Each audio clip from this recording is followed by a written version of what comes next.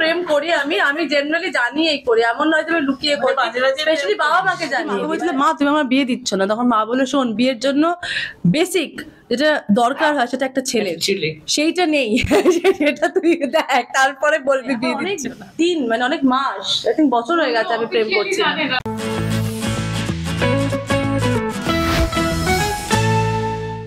প্রথমে আমি আগে তোমার থেকে জানতে চাইবো সরস্বতী পুজোয় মেয়ে কতটা হেল্প করলো?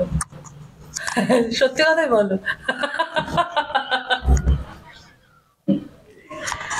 একদম মানে সত্যিটাই বলবে কিন্তু, বলো শুনতে পাবে। হ্যাঁ, ও এসেছে একটুখানি পরই এসছে। আজকে পুজো খুব তাড়াতাড়ি ছিল, অন্যবারে করে কিন্তু এবারে সম্ভব হয়নি। ও আস্তে আস্তে আমাদের প্রায় পুজো শেষ হতে চলেছিল। না এটা পুজো শেষ হতে চলে, তখন পুজো শুরু হয়নি, ঠাকুর মশাই এসে বসে জোগাড় করছেন ততক্ষণে আমি চলে এসেছি। ঠিক আছে, না না ফুল বেলপাতা এসব এগিয়ে এগিয়ে দিয়েছে, আমরা যখন অঞ্জলি দিয়েছি এইটুকুই, তার আগে আমাদের মোটামুটি জোগাড় হয়েই গেছিল। আচ্ছা একটা সত্যি কথা বলতো, আমরা তো জানতে পারছি যে সম্পূর্ণ, আমরা জানি যে সরস্বতী পুজো মানে ভালোবাসার এবং এই সময় একটা ভালোবাসা দিবস চলছে মানে ওই তথাকথিত, সেখান থেকে দাঁড়িয়ে সম্পূর্ণদের কোনো ভালোবাসার কোনো খোঁজ পেয়েছো তোমরা? আমার তো দেয় না, আমরা তো জানি না, আমরা খোঁজ জিজ্ঞাসা জানি না, ওর থাকলে ওর ভেতরেই আছে আমি জানি না। থাকলে তো জানবে, যেটা নেই সেটা জানবে কোথা থেকে?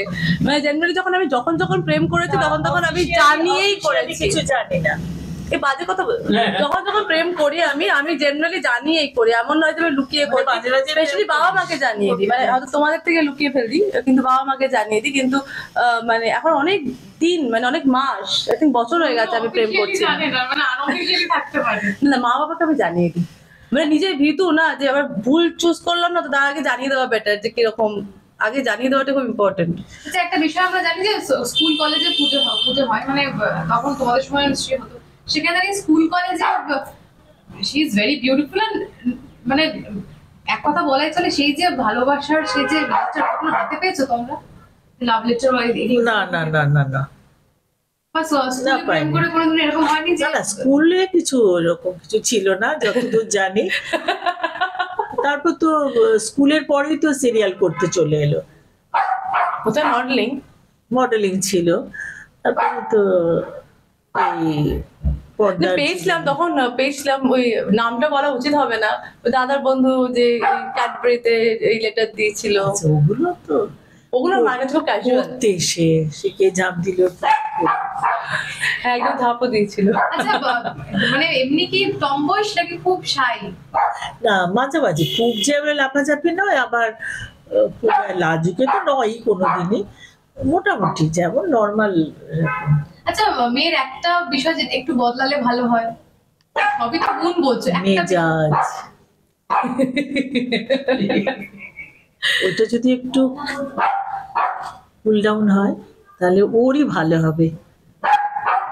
আচ্ছা দাদা আপনি একটু বলুন যে আমাদের তো বলবো যে এখনো ওকে খুঁজে পাইনি, মানে আমাদেরকে খোঁজার দায়িত্ব দিয়েছে আজকে, যে যদি খুঁজে পাওয়া যায় তাহলে নাকি শি ইজ রেডি, তো কি বলবেন আপনি সেখান থেকে?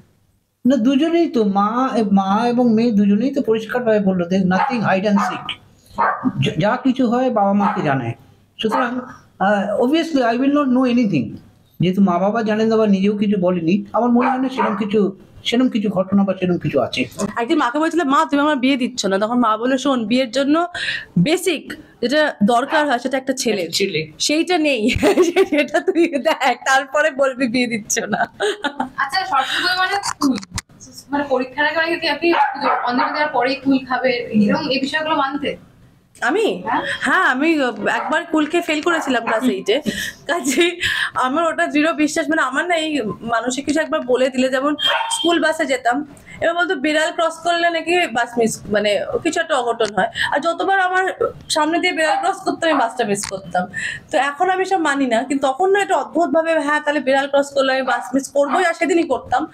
তো সেটা আমার হতো, এবার কুল খেয়ে ফেল করেছি ক্লাস 8-এ, কাজেই কুল খাওয়াতে যে আমার কিছু একটা প্রবলেম হলো, সেটা হলো বলেই আরো কনসিয়াস হয়ে গেছিলাম যে না মানে কুল খাওয়া যাবে না ওই সরস্বতী পুজোর সময়।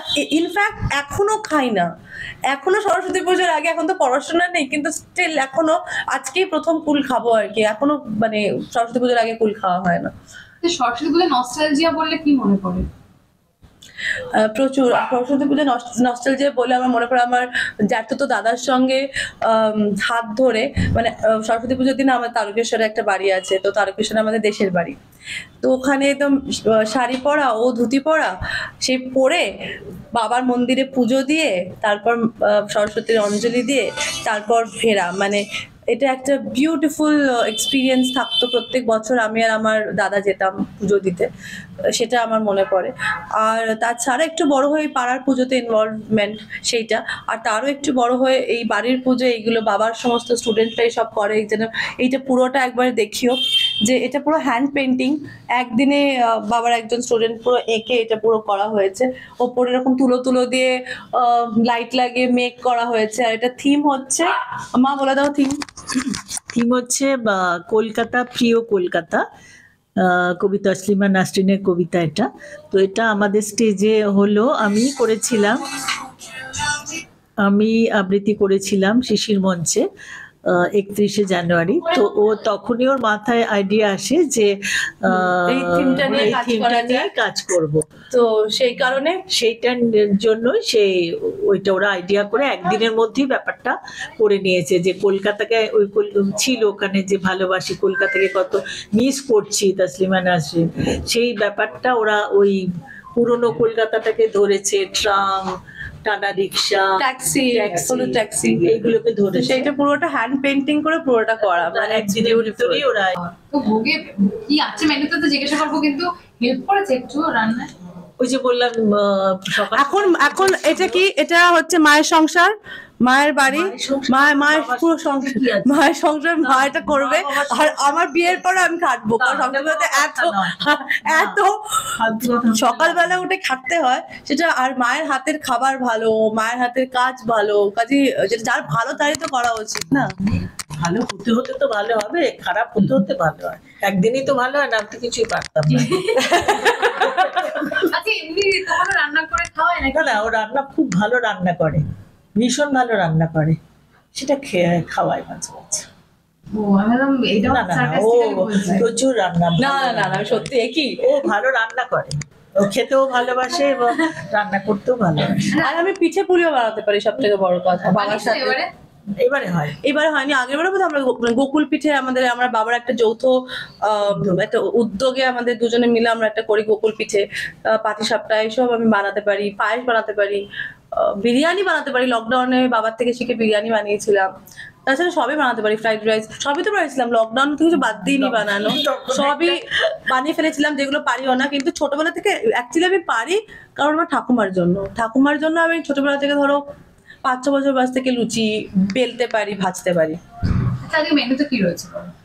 আজকে মেনুতে এমনি বাড়ির রান্না বলতে শুধু পায়েস হয়েছে। কেন বলছি, আজকে সকাল সকাল খুব ছিল পুজোটা, তো তার মধ্যে তো আমাদের ভোগের আয়োজনে আর কিছু করা সম্ভব ছিল না, তার জন্য যে পায়েসটা তো কমপ্লিট ভোগ, কমপ্লিট একটা জিনিস। অন্যান্য বছর অনেক কিছুই হয়, খিচুড়ি টিচুড়ি, তরকারি, ভাজা, মাছ ভাজা, এই সমস্ত হয়, চাটনি। এবছরে সেটা সম্ভব হয়নি অত শর্ট টাইমে, শুধুই পায়েস মাকে দেওয়া হয়েছে আর বাইরের খাবার যা যা আছে মেনুতে। একদম দর্শকদের শুভেচ্ছা জানিয়ে সবাই সরস্বতী পুজো খুব ভালোভাবে কাটাও, আর সবাইকে বলবো মানে সুস্থ থাকো, ভালো থাকো, খুব এনজয় করো, আর এটাই বলবো, ভালো থেকো সবাই।